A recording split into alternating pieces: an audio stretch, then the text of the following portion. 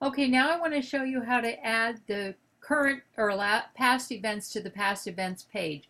Here is the meetings and events tab. These are upcoming events. We're going to move Bill Stainton from the upcoming event. You just saw his page. I'd simply just copy and paste this. It makes it so much easier. Actually, I'll just copy and paste the title. I'll show you what I did. And I'm going to go over to the FSA past events page. Let me show you that. And you see we have the January and the February event. I'm going to hit edit this page.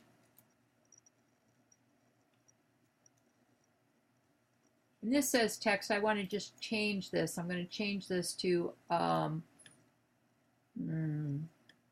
where it says text down here. I'm just going to change it to past events. So when you go in the back end, you'll know where to edit it under past events, okay?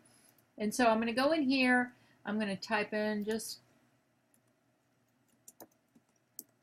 March, all caps. And then I'm going to put Bill Stainton. It's already got the link, so you don't have to go back and copy the link. I'll just make it the same size as the others and hit one down. And it's really simple. So basically, that's all you have to do. But remember, this is called Divi, and this is the template we're using for FSA. You need to save it twice. You save it here, and you save it here again. So then I'm going to go in here and view the page real quick. It's updated. And you can see it's on there, and if anybody wants to read about Bill, they can click on that, and it will take them to that event page. I'm going to also edit this page because I want to remove the link to purchase so that people don't think they can actually buy this event now. And I need to figure out why this is overlapping. It wasn't when I did it before, but it doesn't seem to want to do that. So I'm just going to remove the register here so that people can't register. Now, that was linking to the old Jot forms, which is why it's different than the other, but I'm just simply removed it. Update. Now this is created a little differently. It's not created in the blocks like the Divi because it was a simple page to do. When you have a lot of different layers, it's good to use the Divi. I like the Divi because the layout looks nicer. Actually, if I did this in the blocks, this would not be touching. So I don't know why this is, but I'll go in at some point and fix it. So now we want to look at the upcoming events. And currently, I just showed you that. We had Bill Stainton. So we're going to edit this page, and we're going to remove the March one because March is past. And we're just going to make a link for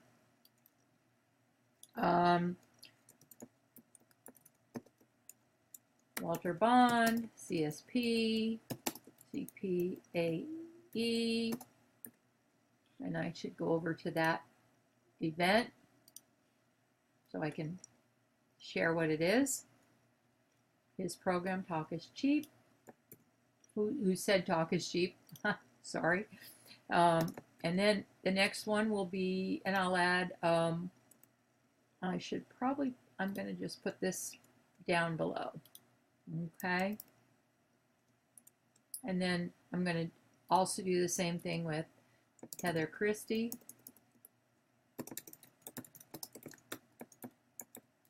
CSP, and then I'll just find her title, and then I'll put a space between also. So her title, her program is how much does your webcam make, how much money does your webcam make you? So I'm going to put that there. Her program, oops, I don't want to do all caps, try to be consistent.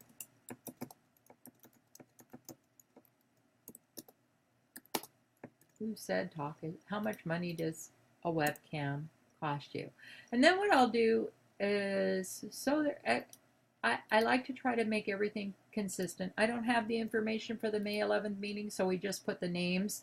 And then what I'll do is I will link the entire thing to that page. So I'll take the link from here, from the URL,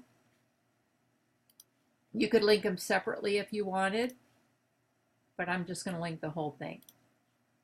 So if they click on anything, they're going to go to that page. Okay, then I'm going to click Update and View Page. And so you'll see when, oops, cancel. Let's make sure this is updated. Okay, now let's see if we can leave the page. Okay, it'll tell you when it's not updated. Okay, so you can see, click on titles.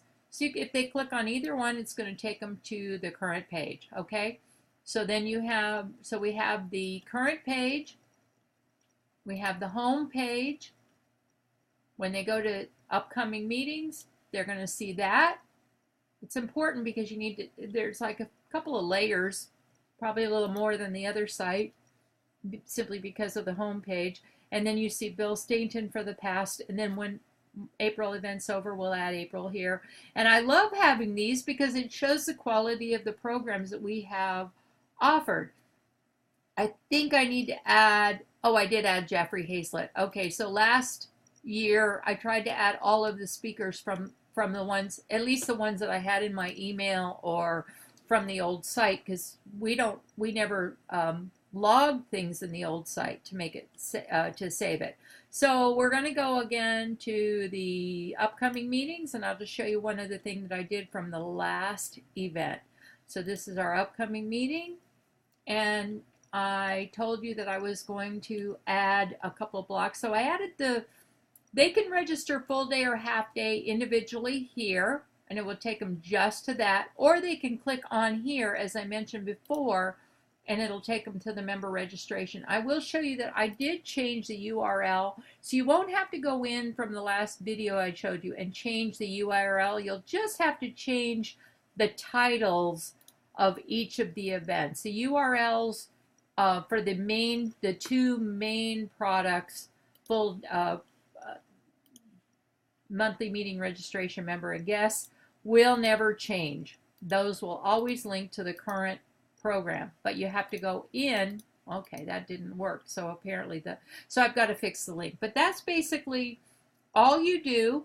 It takes probably a couple of hours to do all of these updates, especially considering we had 2 speakers, so there was a little bit more to do. You won't have to do this anymore because that'll already automatically link, but you will have to update and edit the member and guest registrations full and half day. That was the way it was suggested to me to do it. If you'd like to change it to be consistent and just not have to change all of that, then we'd have to come up with a generic topic for the monthly meeting registration, say, as opposed to saying Walter Bond, Heather Christie, and whoever the speaker may be. You may want to consider, just so that you wouldn't have to edit all of these for products each month, or create new products, whatever the case may be, to come up with a more consistent, just monthly meeting registration full day and half day. So that's something to consider. But again, I was asked to do it this way for now, so we'll just leave it for this way for the next meeting, and then it will see how much confusion it caused, and if it didn't cause too much confusion, then we will leave it as it is.